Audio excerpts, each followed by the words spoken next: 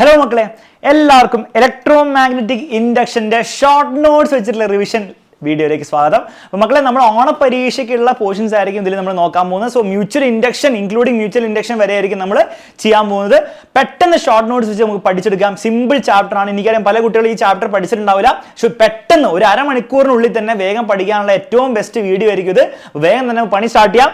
Also ഈ short notes നിങ്ങൾക്ക് comment ബോക്സിൽ ഞാൻ അപ്ലോഡ് ചെയ്ത് തരുന്നതായിരിക്കും, ഡിസ്ക്രിപ്ഷനിൽ അപ്ലോഡ് ചെയ്യുന്നതായിരിക്കും. പക്ഷേ മിനിമം ഈ ഒരു വീഡിയോക്ക് 500 കമന്റ്സ് എങ്കിലും വേണം. അത്രമാത്രം മതി. നിങ്ങൾ ഒന്ന് ഷെയർ ചെയ്തിട്ട് എന്ത് ചെയ്യുക, ഫുൾ ഫ്രണ്ട്സിനോട് കമന്റ് ചെയ്യാൻ പറയാം. എന്ത് വേണം നിങ്ങൾക്ക് കമന്റ് ചെയ്യാം, എക്സാമിനറെ പറ്റിയോ ഈ വീഡിയോനെ പറ്റിയോ എന്ത് വേണം നിങ്ങൾക്ക് പറയാം, വിഷയമുള്ള കാര്യമില്ല. പക്ഷേ കമന്റ് ബോക്സിൽ 500 കമന്റ്സ് വരുന്ന നിമിഷം ഞാൻ ഇതിന്റെ PDF താഴെ അപ്ലോഡ് ചെയ്യുന്നതായിരിക്കും മക്കളെ.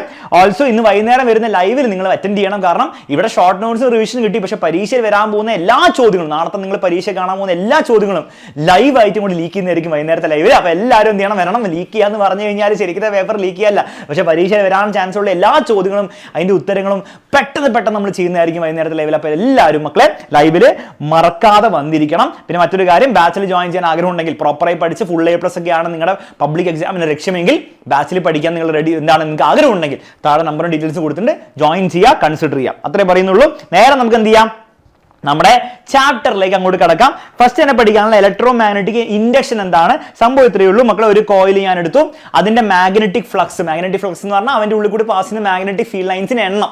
അത് മാഗ്നറ്റിക് ഫീൽഡ് ലൈൻസിന്റെ എണ്ണം അഥവാ മാഗ്നറ്റിക് ഫ്ലക്സ് ഞാൻ മാറ്റി കളിക്കുകയാണെങ്കിൽ, അതായത് ആദ്യം ഒരു മാഗ്നറ്റിക് ഫീൽഡ് ലൈൻ പാസ് ചെയ്തു, പിന്നെ 3 മാഗ്നറ്റിക് ഫീൽഡ് ആക്കി, പിന്നെ 5 മാഗ്നറ്റിക് ഫീൽഡ് ലൈൻസ് ഞാൻ പാസ് ചെയ്യാൻ മാറ്റി കളിക്കുകയാണെങ്കിൽ അപ്പോൾ എന്ത് സംഭവിക്കും, ഈ കോയിലിന്റെ ഉള്ളിൽ, അതേ കോയിലിന്റെ ഉള്ളിൽ ഒരു കറണ്ട് ഉണ്ടാവും, ഓട്ടോമാറ്റിക്കലി കറണ്ട് ഉണ്ടാവും. അഥവാ എനിക്ക് പറയാൻ പറ്റും എപ്പോഴാണ് കറണ്ട് ഉണ്ടാവും, ഒരു വോൾട്ടേജ് ഉണ്ടാവുമ്പോഴല്ലേ, പൊട്ടൻഷ്യൽ ഡിഫറൻസ് ഉണ്ടാവുമ്പോഴല്ലേ, ആ ഒരു പൊട്ടൻഷ്യൽ ഡിഫറൻസ് ഉണ്ടാവും. പൊട്ടൻഷ്യൽ ഡിഫറൻസിന്റെ മറ്റൊരു പേരാണ് EMF.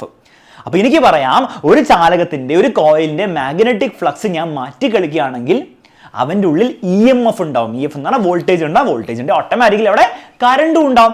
ഈ ഒരു പ്രക്രിയനെ, ഈ ഒരു പ്രതിഭാസത്തിനെയാണ് നമ്മൾ വിളിക്കുന്നത് ഇലക്ട്രോ മാഗ്നറ്റിക് ഇൻഡക്ഷൻ. ഇതാണ് ചാപ്റ്ററിന്റെ ഹെഡിങ് അല്ലേ. നോക്കിക്കേ, whenever there is a change in magnetic flux linked with the coil, magnetic ഫ്ലക്സിൽ വ്യത്യാസമുണ്ടെങ്കിൽ and EMF is induced in the coil, ഒരു EMF അവിടെ ഉളവാകുന്നു അല്ലെങ്കിൽ ഇൻഡ്യൂസ് ചെയ്യപ്പെടുന്നു.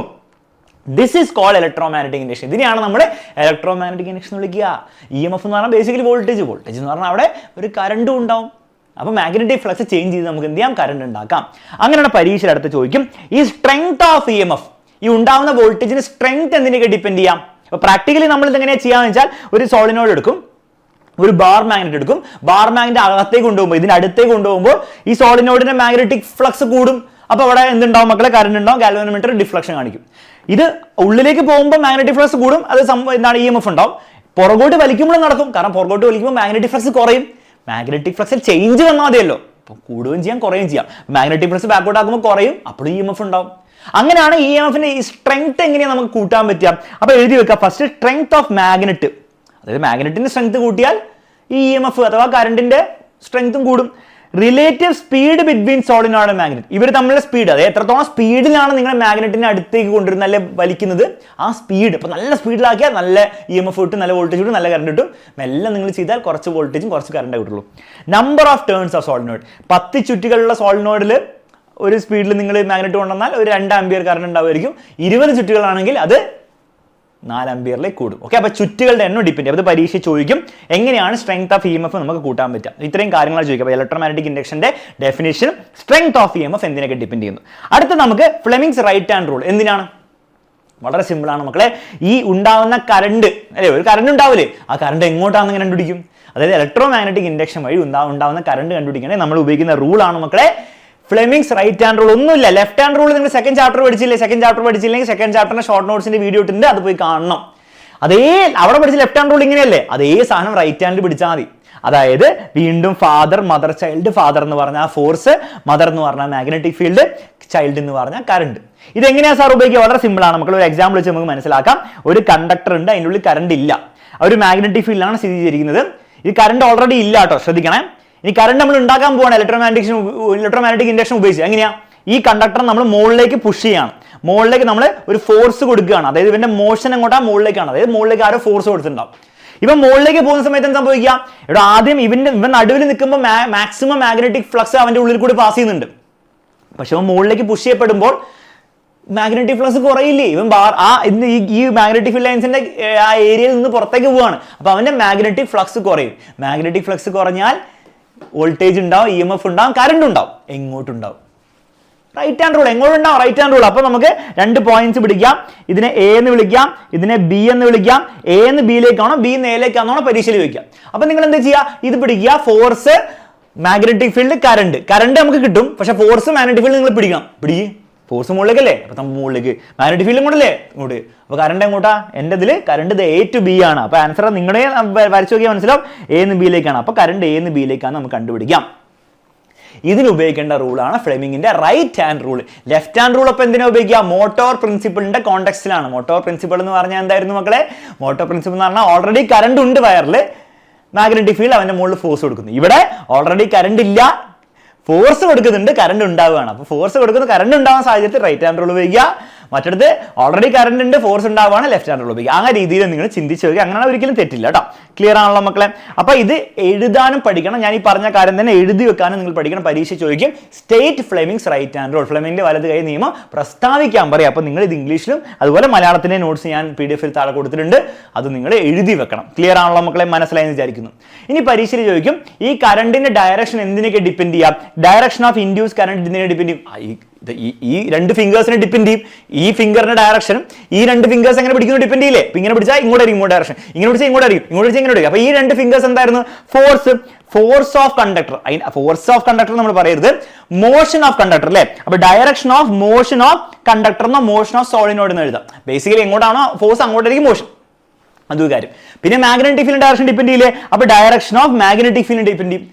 ഇനി അത് മാത്രമല്ല, ഒരു മാഗ്നറ്റ് ഉപയോഗിച്ചിട്ട് നമുക്ക് മാഗ്നറ്റിന്റെ മോഷനാണ്. ഫോർ എക്സാമ്പിൾ നമ്മൾ മാഗ്നറ്റിന്റെ മോഷൻ ഉപയോഗിച്ചിട്ടല്ലേ ഇവിടെ സോളിനോഡിൽ കറണ്ട് ഉണ്ടാക്കിയത്. അപ്പൊ ആ മാഗ്നറ്റിന്റെ മോഷനെ ഡിപ്പെൻഡ് ചെയ്യും. അത് എഴുതി വെക്കണം. Direction of motion of magnet. For example ഞാൻ ഇതിനെ അങ്ങോട്ടേക്ക് പുഷ് ചെയ്തു, മാഗ്നറ്റിനെ അങ്ങോട്ട് കൊണ്ട്. അപ്പൊ ഗാലനോമീറ്ററിൽ കറണ്ട് ഇങ്ങോട്ടാണ് കാണിച്ചെങ്കിൽ ഞാൻ മാഗ്നറ്റിനെ ബാക്കോട്ട് വലിച്ചു കഴിഞ്ഞാൽ കറണ്ട് അപ്പോഴും ഉണ്ടാവും, പക്ഷേ കറണ്ട് ഓപ്പോസിറ്റ് ഡയറക്ഷൻ, ഗാലനോമീറ്റർ ഇങ്ങോട്ടായിരിക്കും റിഫ്ലക്ട് ചെയ്യുക. അപ്പൊ ഡയറക്ഷൻ ഓഫ് മോഷൻ ഓഫ് മാഗ്നറ്റും ഇമ്പോർട്ടൻ്റ് ആണ്. അപ്പൊ അതെല്ലാം എഴുതി വെക്കണം. ഈ 3 പോയിന്റ്സ് ഇതൊക്കെയാണ് ഇൻഡ്യൂസ്ഡ് കറണ്ടിനെ, ഈ പ്രേരിതമാവുന്ന കറണ്ടിന്റെ ഡയറക്ഷനെ തീരുമാനിക്കുക. നെക്സ്റ്റ് നമ്മുടെ ഡിവൈസ് ആണ് AC generator. AC generator extremely important ആണ്. ഫസ്റ്റ് ഇതിന്റെ വർക്കിംഗ് പ്രിൻസിപ്പിൾ എന്താണ് മക്കളെ? വർക്കിംഗ് പ്രിൻസിപ്പിൾ നമ്മുടെ ചാപ്റ്ററിന്റെ ഹെഡിങ് തന്നെയാണ്. ഇലക്ട്രോ മാഗ്നറ്റിക് ഇൻഡക്ഷൻ ആണ്. ഇലക്ട്രോ മാഗ്നറ്റിക് ഇൻഡക്ഷൻ എന്ന് പറഞ്ഞാൽ മാഗ്നറ്റിക് ഫ്ലക്സ് ചേഞ്ച് വന്നാൽ അവിടെ കറണ്ട് ഉണ്ടാവും. ആ കറണ്ട് അല്ലേ AC ജനറേറ്റർ ഉണ്ടാക്കുന്നത്. അത്രയുള്ള സംഗതി. മക്കളെ എന്താണ് ഇവിടെ സംഭവിക്കുക? ബേസിക്കലി സംഭവിക്കുക എത്രയേ ഉള്ളൂ. AC ജനറേറ്റർ പാർട്സ് മനസ്സിലാക്കും. ഇത് ആർമേച്ചർ ആണ്, ഇത് 2 മാഗ്നറ്റ്സ് ആണ്. DC മോട്ടോർ പോലെ തന്നെയാണ്. പിന്നെ സ്പ്ലിറ്റ് റിങ്സ് അല്ല, സ്ലിപ്പ് റിങ്സ് ആണ്. ഇവരുടെ പേര് സ്ലിപ്പ് റിങ്സ് എന്നാണ്. പിന്നെ ബ്രഷുകളുണ്ട്. ആകെയുള്ള ഈ മോട്ടറും തമ്മിലുള്ള വ്യത്യാസം എന്താണ്? പാർട്സ് വൈസ് നോക്കുകയാണെങ്കിൽ അവിടെ സ്പ്ലിറ്റ് റിങ്സ് ആയിരുന്നു, ഇവിടെ സ്ലിപ്പ് റിങ്സ് ആണ്. മാത്രമല്ല മോട്ടറിൽ നമ്മൾ കറണ്ട് കൊടുക്കുകയാണ് ബാറ്ററി ഉപയോഗിച്ചിട്ട്, ഇവിടെ കറണ്ട് കൊടുക്കുകയല്ല കറണ്ട് കിട്ടുകയാണ്. എങ്ങനെ കറണ്ട് കിട്ടുക? സംഭവത്തിലുള്ള ഇവിടെ നമ്മൾ ആർമേച്ചറിനെ കറക്കും. എങ്ങനെ കറക്കും? വെള്ളം നമ്മൾ വീഴ്ത്തും. വെള്ളം നമ്മൾ ടർബൈനിലേക്ക് വീഴ്ത്തും. ഡാമിൽ നിന്ന് വെള്ളം ടർബൈനിലേക്ക് വീഴ്ത്തും. ടർബൈൻ കടന്നു തുടങ്ങും, ആർമേച്ചർ കടന്നു തുടങ്ങും. ആർമേച്ചർ കടന്ന് കറങ്ങുന്ന മാഗ്നറ്റിക് ഫീൽഡിന് ഇടയിൽ കടന്നിട്ടാണ്. അപ്പൊ അവന് മാഗ്നറ്റിക് ഫ്ലക്സ് മാറും. മാഗ്നറ്റിക് ഫ്ലക്സ് മാറി ഓട്ടോമാറ്റിക്കലി എന്തുണ്ടാവും മക്കളെ? കറണ്ട് ഉണ്ടാവും, EMF ഉണ്ടാവും. പക്ഷെ പുറത്ത് വരുന്ന EMF AC വോൾട്ടേജ് ആണ്, അഥവാ AC EMF ആണ്, AC കറണ്ട് ആണ്. അത് ഓൾട്ടർനേറ്റിംഗ് ആണ്. അങ്ങോട്ടും ഇങ്ങോട്ടും ഓൾട്ടർനേറ്റ് ചെയ്ത് കളിക്കുന്ന കറണ്ട് ആണ് പുറത്ത് വരുന്നത്. അത്ര പ്രശ്നമുള്ളൂ. അത് പ്രശ്നമല്ല, ആക്ച്വലി നല്ലതാണ്, വേറെ കാര്യം. പക്ഷേ ഇതാണ് വർക്കിംഗ്. മനസ്സിലായി? ഇതിന്റെ മാഗ്നറ്റിക് ഫ്ലക്സ് മാറും, പുറത്തേക്ക് കറണ്ട് വരും. ഇതാണ് ബേസിക് വർക്കിംഗ്. അപ്പൊ വർക്കിംഗ് പ്രിൻസിപ്പിൾ എന്താണ് നമുക്ക്? Electromagnetic induction. അപ്പൊ പരീക്ഷയിൽ ചോദിക്കുകയാണ് what is the energy conversion? ഊർജ്ജ മാറ്റം എന്താണ്? കിടന്ന് കറങ്ങുന്നു, പുറത്തേക്ക് കറണ്ട് വരുന്നു. കിടന്ന് കറങ്ങുക എന്ന് പറഞ്ഞാൽ മെക്കാനിക്കൽ എനർജിയാണ്. അത് പുറത്തേക്ക് വരുമ്പോൾ എന്തായി മാറുന്നു? ഇലക്ട്രിക്കൽ എനർജി ആയി മാറുന്നു. നമ്മുടെ ഇന്ത്യയിൽ ഹൗസ് ഹോൾഡിലേക്ക് എത്തുന്ന ജനറേറ്റേഴ്സ് എത്ര ഫ്രീക്വൻസിയിലാണ് കറണ്ട് പ്രൊഡ്യൂസ് ചെയ്യുക, അല്ലെ വോൾട്ടേജ് പ്രൊഡ്യൂസ് ചെയ്യുക? 50 ഹെർട്സ് ആണ്. ഓർത്ത് വെച്ചോട്ടോ. അതിന്റെ അർത്ഥം എന്താണ്? ആ ജനറേറ്റേഴ്സിന്റെ ആർമേച്ചർ 50 തവണ പെർ സെക്കൻഡ് റൊട്ടേറ്റ് ചെയ്യുന്നു. ഒരു സെക്കൻഡ് നിങ്ങൾ വെയിറ്റ് ചെയ്ത് നോക്കിയാൽ 50 തവണ ആർമേച്ചർ റൊട്ടേറ്റ് ചെയ്യുന്നത് കാണാം. കറണ്ട് എത്ര പ്രാവശ്യം ഡയറക്ഷൻ ചേഞ്ച് ചെയ്യുന്നു? കറണ്ട് ഓരോ പ്രാവശ്യം ആർമേച്ചർ റൊട്ടേറ്റ് ചെയ്യുമ്പോൾ കറണ്ട് 2 പ്രാവശ്യം ഡയറക്ഷൻ ചേഞ്ച് ചെയ്യുന്നുണ്ട്. അപ്പൊ 50 ടൈംസ് റൊട്ടേറ്റ് ചെയ്യുമ്പോൾ 100 തവണ കറണ്ട് ഡയറക്ഷൻ ചേഞ്ച് ചെയ്യുന്നുണ്ട്. അപ്പൊ എഴുതി വെക്കണം, current changes direction 100 times per second. Last ഇതിൽ ബ്രഷസ് ഓൾവേസ് റെസ്റ്റിലായിരിക്കും ഉണ്ടാവും. ഈ ബ്രഷ് എപ്പോഴും റെസ്റ്റിലായിരിക്കും. സാർ അപ്പൊ മാഗ്നറ്റ് റെസ്റ്റിലല്ലേ? അപ്പോൾ പ്രാക്ടിക്കലി നിങ്ങൾ മനസ്സിലാക്കേണ്ടത്, നമ്മൾ പറഞ്ഞത് ആർമേച്ചർ കടന്ന് ഇറങ്ങിയിട്ട് മാഗ്നറ്റ് ഇങ്ങനെ വെറുതെ നിൽക്കുന്നൊക്കെ നമ്മൾ പറഞ്ഞത്. അപ്പോഴും ബ്രഷ് വെറുതെ നിൽക്കും, സ്ലിപ്പ് റിങ്സ് ഒക്കെ കടന്ന് കറങ്ങും, ബ്രഷ് വെറുതെ നിൽക്കുക. അങ്ങനെയല്ലേ പുറത്ത് കറണ്ട് ഉണ്ടാകാന്ന് പറഞ്ഞത്. പക്ഷെ പ്രാക്ടിക്കലി ഇങ്ങനെയല്ല നടക്കുക.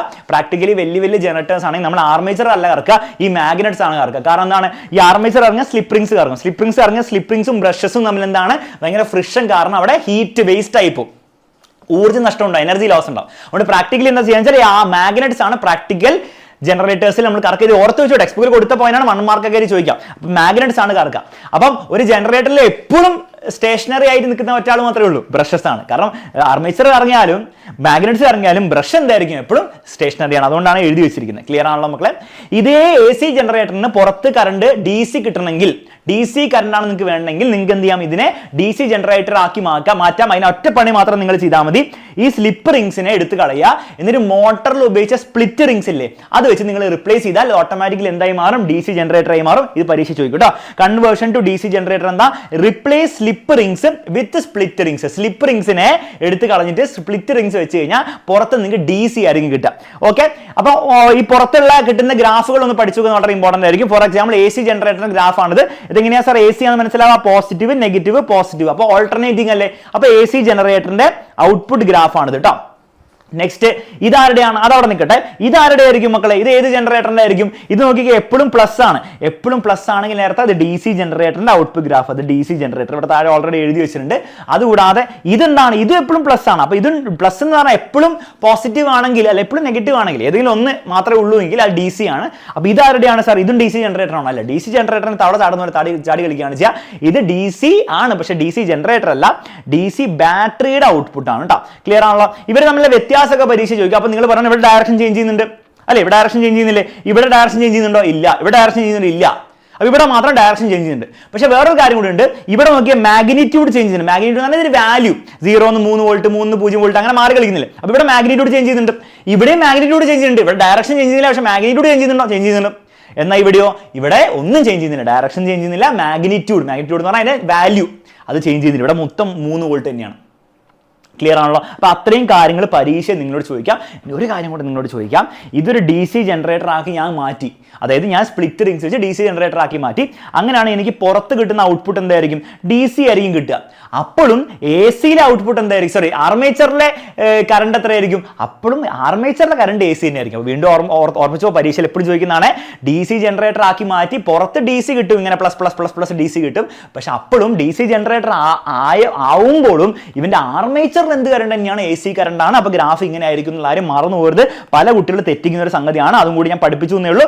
ഓക്കെ, അപ്പോൾ ഇത്രയും കാര്യങ്ങളാണ് ജനറേറ്ററിന്റെ കേസിൽ നിങ്ങൾ മനസ്സിലാക്കേണ്ടത്. ക്ലിയർ ആണല്ലോ മക്കളെ? Last topic mutual induction. വളരെ സിമ്പിൾ സംഭവമാണ് മക്കളെ. ഇത്രയേ ഉള്ളൂ. നിങ്ങളൊരു പ്രൈമറി കോയിൽ എടുക്കുക, ഒരു സെക്കൻഡറി കോയിൽ എടുക്കുക. രണ്ടും ഒരേപോലത്തെ കോയിലാണ്, രണ്ടും അപ്പുറത്തും വെക്കുക. സെക്കൻഡറി കോയിലേക്ക് നിങ്ങളൊരു ബൾബോ ഗാൽവനോമീറ്റർ കണക്ട് ചെയ്യുക. അവിടെ നിങ്ങൾ ബാറ്ററി ഒന്നും കണക്ട് ചെയ്യേണ്ട. ഇവിടെ നിങ്ങളൊരു ബാറ്ററി കണക്ട് ചെയ്യുക. ഐഡിയലി നിങ്ങൾ AC സോഴ്സ് കണക്ട് ചെയ്യുക. AC ബാറ്ററി എന്ന് പറയില്ല, AC സോഴ്സ് എന്ന് പറയാം കേട്ടോ. അപ്പോൾ AC സോഴ്സ് കണക്ട് ചെയ്യുക, സ്വിച്ച് ഓൺ ആക്കുക. അപ്പോൾ എന്താ സംഭവിക്കുക? AC ആകുമ്പോൾ കറണ്ട് മാറി കളിക്കും. അപ്പോൾ ഇവന്റെ ഉള്ളിൽ ഒരു സോളിനോഡിനുള്ളിൽ കൂടി കറണ്ട് പാസ് ചെയ്താൽ മാഗ്നറ്റിക് ഫീൽഡ് ഉണ്ടാവും എന്നറിയാലോ. അപ്പോൾ ഇവന്റെ ഉള്ളിലും ഇവന്റെ ചുറ്റുമൊക്കെ മാഗ്നറ്റിക് ഫീൽഡ് ഉണ്ടാവും. ഓക്കെ, ഇങ്ങനെ മാഗ്നറ്റിക് ഫീൽഡ് ഉണ്ടാവും. കറണ്ട് മാറുന്നതുകൊണ്ട് മാഗ്നറ്റിക് ഫീൽഡും മാറി കളിക്കും.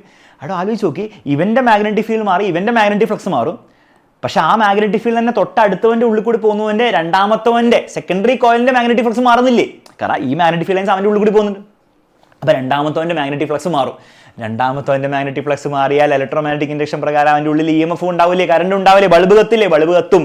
അപ്പോൾ ഇവർ നമ്മൾ കോൺടാക്ട് ഇല്ലെങ്കിൽ പോലും ബൾബ് കത്തും. സാർ ഇത് ഉള്ളിൽ വെച്ചിരിക്കുന്നത് എന്താണ്? അത് കോൺടാക്റ്റിന് വേണ്ടി വെച്ചാൽ അത് ഈ മൊത്തം ഈ പരിപാടി മാഗ്നറ്റിക് ഫീൽഡ് ലൈൻസ് ഒന്നുകൂടി സ്ട്രോങ് ആക്കാൻ വേണ്ടിയിട്ടാണ്. അതില്ലെങ്കിൽ പോലും എയർ ആണ് ഇടയിലുള്ളതും പോലും ഒരു കോയിൽ വേറെ കോയിൽ അടുത്തെടുത്ത് വെച്ച് കഴിഞ്ഞാൽ ഒരു കോയിലിലെ AC കറണ്ട് പാസ് ചെയ്താൽ മറ്റടുത്ത് എന്താണ്? കത്തും, ബൾബ് കത്തും, EMF പ്രേരിതമാവുന്നു. ഇതിനെ വിളിക്കുന്ന പേരാണ് മക്കളെ മ്യൂച്വൽ ഇൻഡക്ഷൻ. പരീക്ഷ ചോദിക്കും. അപ്പോൾ എഴുതി വെക്കണം. When the strength or direction of current in one coil changes. ഇതിന്റെ സ്ട്രെങ്തോ കറണ്ടോ ചേഞ്ച് ചെയ്യുക. എങ്ങനെ ചേഞ്ച് ചെയ്യുക? AC സോഴ്സ് ഉപയോഗിക്കാം. The magnetic flux around it will change. അവന്റെ ഉള്ളിലെ മാഗ്നറ്റിക് ഫ്ലക്സ് ചേഞ്ച് ചെയ്യും. പക്ഷേ അതേസമയം മറ്റൊരു ഉള്ളിലും ചേഞ്ച് ചെയ്യുന്നുണ്ട്. As A result EMF is induced in the secondary coil. അതുകൊണ്ട് ഒരു സെക്കൻഡറി കോയിൽ ഒരു EMF ഇൻഡ്യൂസ്ഡ് ആവുന്നു. ഇതിനെയാണ് നമ്മൾ മ്യൂച്വൽ ഇൻഡക്ഷൻ എന്ന് വിളിക്കുക. ഇത്രയും കാര്യങ്ങളെ നിങ്ങൾ ഈ ചാപ്റ്ററിൽ പഠിക്കേണ്ടതുള്ളൂ. ഇത്രയും പഠിച്ചാൽ മക്കളെ ഈ ചാപ്റ്ററിന് ഒന്നുമില്ല ബാക്കി. പിന്നെ ജസ്റ്റ് നിങ്ങൾ ക്വസ്റ്റ്യൻ പ്രാക്ടീസ് ചെയ്യാൻ മാത്രമേ ഉള്ളൂ. വൈകുന്നേരത്തെ ലൈവിൽ വരിക, ബാക്കിയുള്ള മോർണിംഗ് ബൂസ്റ്ററിൽ ഒന്നും കൂടി ഷോർട്ട് നോട്ട്സ് വെച്ച് റിവിഷൻ കിട്ടി കഴിഞ്ഞാൽ 100% ധൈര്യമായിട്ട് മക്കളെ എന്നെ വിശ്വസിച്ച് നിങ്ങൾ പോയിക്കോ. നിങ്ങൾക്ക് ഇനിയും സമയമില്ലേ? ഞാൻ ഈ പറയുന്നിട്ട് പരീക്ഷയിലൊന്നും വന്നില്ലെങ്കിൽ നിങ്ങൾക്ക് ഇനിയും സമയമുണ്ട് തീരുമാനിക്കാം. എക്സാമിനർ ഇനി കാണണോ, അലക്സാറിന്റെ ക്ലാസ് ഇനി കാണണോന്ന്. അപ്പോൾ 100% ഓണപരീക്ഷയ്ക്ക് എന്നെ വിശ്വസിച്ച് പോയിക്കോളൂ മക്കളെ. നിങ്ങൾക്ക് മനസ്സിലാവും എന്തുകൊണ്ടാണ് എക്സാമിനർ ഇത്രയും കുട്ടികൾ എക്സാമിനറെ ട്രസ്റ്റ് ചെയ്ത് കണ്ടുകൊണ്ടിരിക്കുന്ന കാര്യം നിങ്ങൾക്ക് മനസ്സിലാവും. ഇനി മനസ്സിലായില്ല, നിങ്ങൾക്ക് നേരെ തിരിച്ചാണ് തോന്നുന്നത്, നിങ്ങൾ ഇനി കാണണ്ട എൻ്റെ ക്ലാസ്. അത്രമാത്രം ഇനി പറയാനുള്ളൂ മക്കളെ. വൈകുന്നേരം ലൈവിൽ വരിക, കൂടുതൽ ചോദ്യങ്ങൾ നമ്മളോട് ചർച്ച ചെയ്യുന്നതായിരിക്കും. അതും കൂടി നിങ്ങൾക്ക് ആവശ്യമുണ്ട്. മോർണിംഗ് ബൂസ്റ്ററിൽ ഒന്നും കൂടി വരിക. ഈ പഠിച്ച കാര്യങ്ങളൊക്കെ കുറേ നിങ്ങൾ മറന്നു പോയിട്ടുണ്ടാവും. അപ്പം അത് ഓർത്തെടുക്കാൻ വേണ്ടിയിട്ട് മോർണിംഗ് ബൂസ്റ്ററിൽ ഈ ഷോർട്ട് നോട്ട്സ് വെച്ചിട്ട് ഒന്നും കൂടി നമ്മൾ റിവൈസ് ചെയ്യുന്നതായിരിക്കും. അത്ര മാത്രമേ പറയാനുള്ളൂ, കൂടുതലൊന്നും പറയാനില്ല. All the best. വൈകുന്നേരം കാണാം മക്കളെ ലൈവിൽ. Bye bye, take care. 500 comments ആക്കുക. ഇതിന് നോട്ട്സ് താഴെ വരുന്നതായിരിക്കും. ബൈ ബൈ, നമുക്കിനി കാണാം.